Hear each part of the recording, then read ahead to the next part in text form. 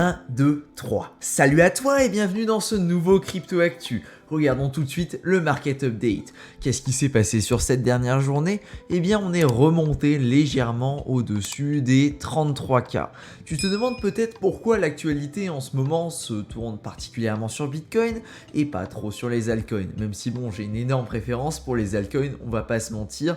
Tu le sais très bien si tu suis régulièrement donc ces vidéos. Si c'est ton cas, eh bien n'hésite surtout pas à t'abonner, ça me fera très plaisir et surtout, tu ne louperas aucune des prochaines vidéos. Donc, pourquoi on parle énormément du Bitcoin? Eh bien pour une raison toute simple, le cours des altcoins va finalement suivre le cours des Bitcoins.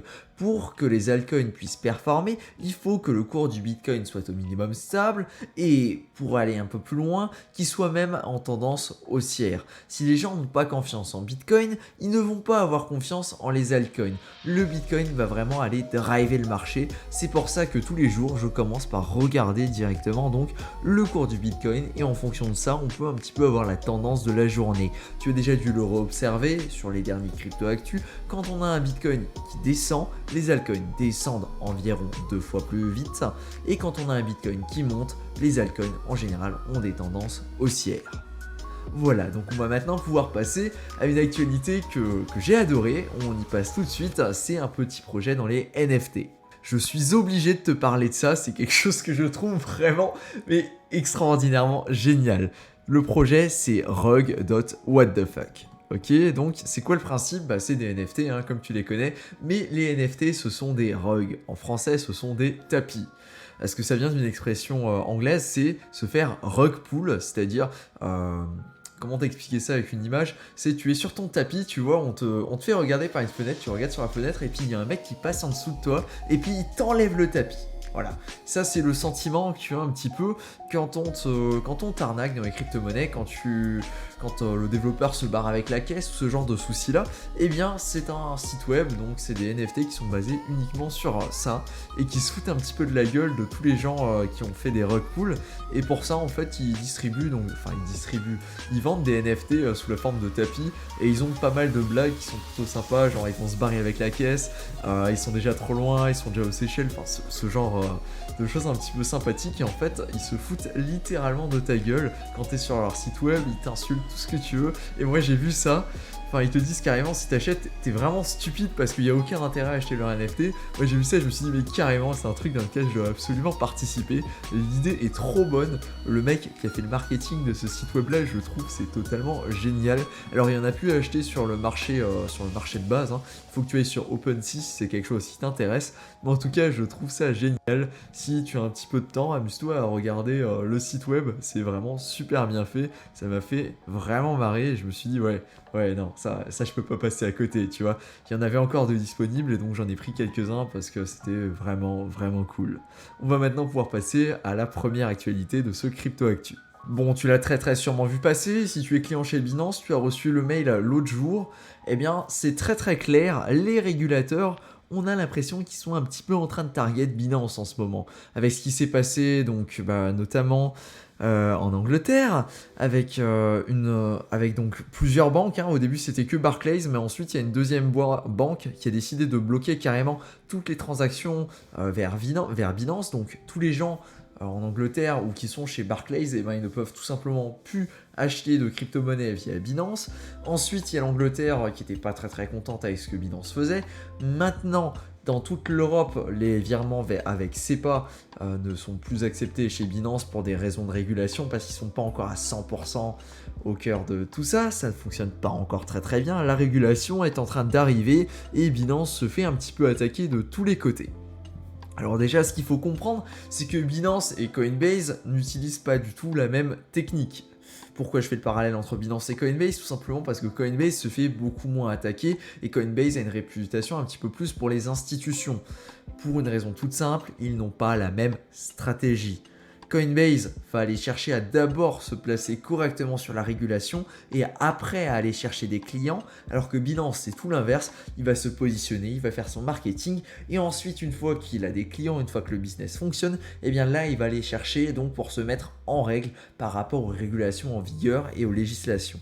Le souci avec cette démarche, c'est tout simplement que tant qu'ils sont pas ok avec la législation, techniquement, c'est un petit peu borderline s'ils ont le droit ou ne pas le droit de vendre des crypto-monnaies. C'est un petit peu limite, tu vois, c'est dans la zone un petit peu grise. Et tout ça, eh ben, ça peut pousser les régulateurs à mettre en place énormément de pression sur Binance pour qu'ils fassent les démarches nécessaires afin de vendre des crypto-monnaies. Dans tous les cas, même si ta banque du jour au lendemain, elle décide de bannir les crypto-monnaies, donc de faire en sorte que tu ne puisses plus passer par Binance, il y a plein d'autres sites web qui permettent de le faire et on fera peut-être une review rapide si un jour ça arrive. En tout cas, il y a énormément de régulation qui est en train de taper dans le monde des crypto-monnaies. C'est un signe qui est plutôt, comment dire, pas bon. À court terme en tout cas, c'est clair que de la régulation, il va y en avoir. On est dans un marché là où il y a pas mal de gens qui ont perdu beaucoup d'argent. Je te rappelle qu'on s'est pris quand même à moins 45, moins 50% dans la gueule il n'y a pas si longtemps que ça. Et ça, c'est quelque chose que les régulateurs aiment bien les titiller, aiment bien les chercher. Donc on verra ce qui va se passer dans les semaines à venir. Personnellement, je m'attends à avoir beaucoup de volatilité. On pourrait repasser peut-être en dessous du cap des 30K. Ce qui serait pas plus mal d'ailleurs, ça ferait une belle opportunité pour aller acheter des crypto-monnaies pas trop chères, à voir donc ce qui peut se passer. Dans tous les cas, je suis extrêmement bullish pour ce qui va se passer vers le long terme. On a clairement besoin d'avoir des monnaies qui sont totalement décentralisées et qui n'appartiennent à aucun gouvernement. Et ceci, c'est vraiment quelque chose dans lequel je crois. C'est pour ça que je suis même rentré dans les crypto-monnaies, même qu'on soit dans un bear market ou quoi. C'est vraiment quelque chose qui m'intéresse et je suis convaincu que la technique là de faire du dollar cost averaging, donc d'investir un petit peu à chaque fois qu'il y a un dip, à chaque fois que tu as de l'argent tous les mois, et ben c'est une technique qui, peu importe le prix, va porter ses fruits au cours des années à venir. Le Bitcoin qui ne consomme quasiment plus d'électricité à miner. Enfin, plus d'électricité à miner, on s'entend, mais en tout cas, on est tombé donc de 60% par rapport au all-time high, donc le plus gros pic de consommation d'électricité, et on est de retour à des niveaux qui sont proches de 2020. C'est plutôt une bonne nouvelle parce qu'on a l'impression qu'il y a un petit reset qui est en train de s'opérer en ce moment, et ce reset-là, il est plutôt positif parce qu'il y a quasiment tous les métriques qui sont retombés avec notamment donc au niveau de Binance et des exchanges là où ils ont beaucoup moins de crypto-monnaies en stock, et ben ça pourrait peut-être relancer donc les crypto-monnaies et ça pourrait peut-être nous permettre d'avoir de nouveau un deuxième bull run, un petit peu comme ce premier qu'on a eu donc en début d'année, mais peut-être voir qu'on pourrait avoir donc se positionner là-dessus vers plutôt la fin d'année. Ça pourrait être un de ces événements là donc qui pourrait précipiter cette tendance. À voir parce que pour le moment on est dans une période un petit peu de flou artistique. Là on est entre les 30 et les 40K et il se passe pas vraiment grand chose du point de vue des crypto-monnaies. Enfin il y a plein de news, il y a plein de projets qui vont être menés à bien, mais le souci c'est clairement qu'au niveau du prix, ça ne suit pas, les gens ont encore un peu peur, ne savent pas trop comment se positionner, et pour cette raison-là, eh bien, le cours ne suit pas encore les tendances qui pourraient être haussières vers la fin d'année. Suite à une enquête qui s'est faite donc au Salvador, ce fameux pays qui a accepté le Bitcoin en tant que monnaie légale, eh bien la moitié donc des Salvadoriens, si c'est comme ça que ça se dit, eh bien ne sont pas très emballés par tout ce qui est crypto-monnaie et encore moins par le Bitcoin. La majorité ne souhaiterait évidemment pas recevoir donc de salaire sous la forme de crypto-monnaie. Bon, je t'avoue que pour la majorité des gens, je pense que ça peut faire bizarre de recevoir ton salaire et tu reçois 0,002 Bitcoin, un truc comme ça. Ouais, ça c'est pas ouf, hein. Toi, t'as envie de voir des chiffres un petit peu plus sympathiques et quand on te dit que tu as reçu, je sais pas, 1000, 2000, 3000 balles, et ben, ça fait un petit peu plus plaisir que de savoir que tu as reçu 0,002 Bitcoin. Même si au final, ce qui nous intéresse, ça va être la valeur de ce Bitcoin par rapport à l'euro et que donc la somme totale est exactement équivalente. Mais bon, c'est quand même intéressant de savoir que au niveau du Salvador, on a quand même cette position là où je pense que les leaders sont plutôt en faveur de cette position-là, d'être donc vraiment en faveur des crypto-monnaies, du Bitcoin, et de vraiment essayer d'accepter ça de la façon la plus intéressante possible, ce qui pourrait vraiment donner un edge au pays si les crypto-monnaies continuent de se développer de la façon dont ils l'ont fait en début d'année. D'ailleurs, c'est quelque chose qui pourrait passer un petit peu dans un scope plus large avec d'autres pays qui pourraient carrément accepter donc également le Bitcoin de façon assez légale. Je pense par exemple au Paraguay qui avait mentionné qu'il souhaitait peut-être le faire, et à d'autres pays en Amérique du Sud ou encore au niveau de l'Afrique qui pourraient être en faveur de ceci. On a également un pays donc avec le Salvador qui est très peu bancarisé, là où il y a quasiment 70% des gens au Salvador qui n'ont pas accès à une banque. Avec ce point de vue-là, ça pourrait être intéressant, donc les crypto-monnaies, le Bitcoin et tout ça, avec quelques campagnes de publicité qui sont en train de se réaliser, notamment avec le Salvador, qui via leur wallet vont permettre à n'importe quel adulte de recevoir 30 dollars de Bitcoin, donc ce qui pourrait permettre à quasiment tout le monde d'essayer un petit peu les crypto-monnaies et de regarder si ça fonctionne bien.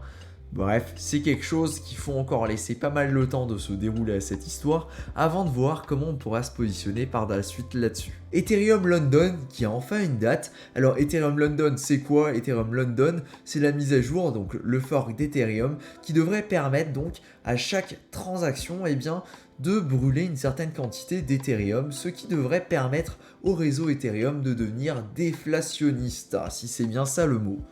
Ce qui pourrait être très intéressant parce que c'est quelque chose qui manquait à Ethereum, parce que pour le moment Ethereum, au cas où tu ne le sais pas, Ethereum n'a pas de limite. On peut générer une infinité d'Ethereum en fonction du temps qui va s'écouler. Donc cette mise à jour là, elle va arriver le 4 août. Si elle n'est pas encore retardée, parce qu'on connaît Ethereum, ils ont une certaine tendance à retarder à peu près tout ce qui bouge, mais donc là il y a encore les derniers tests qui sont en train de s'opérer, et ça peut être plutôt intéressant de voir comment on va se positionner là-dessus, savoir que ça pourrait rendre donc l'Ethereum plus rare, sachant qu'on va en sortir de la circulation, et ça pourrait encore permettre d'augmenter le prix.